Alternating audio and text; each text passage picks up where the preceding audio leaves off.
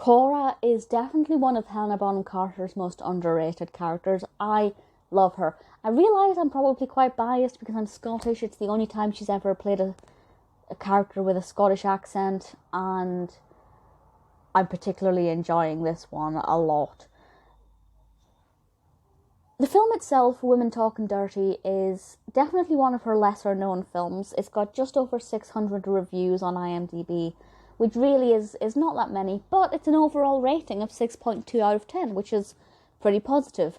And I agree that the film is really enjoyable. It's got a really good message, and as I said, Cora is brilliant, and the costumes, Cora's costumes are incredible.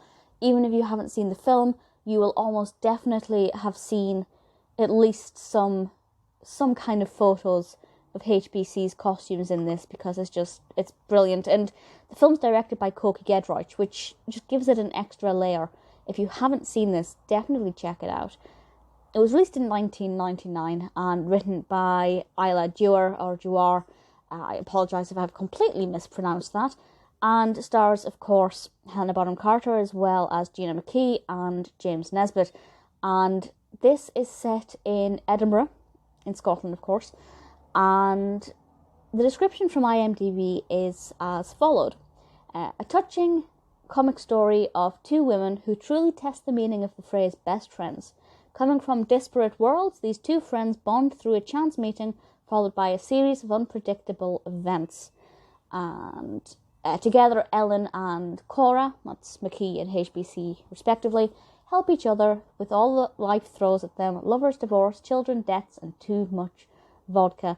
It's a very quirky film. The narrative is definitely character driven. It's driven by the two characters of Cora and Ellen and what they get up to, the way they react to things, the emotions and the experiences that they bring to their friendship.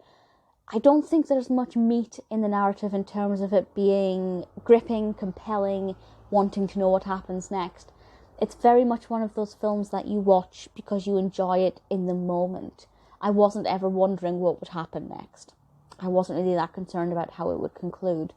I was very much thinking, this scene, these characters, I'm enjoying this. This is good. You know, if the next scene is rubbish, who cares?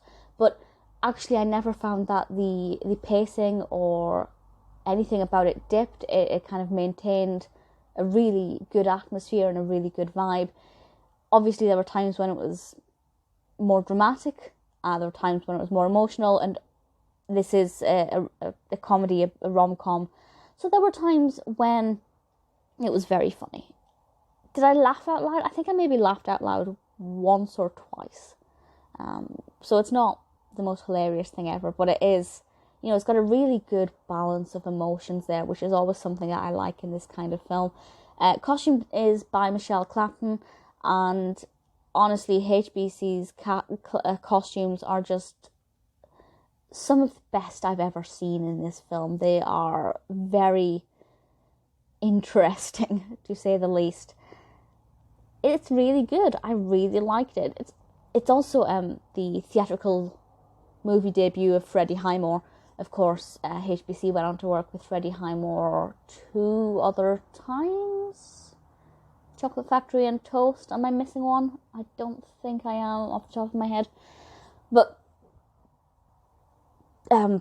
yeah, it's not my favourite of her films, as I was saying, but it is really entertaining. If you're a fan of hers, which I hope you are, or if you like any of the cast in this, definitely check it out.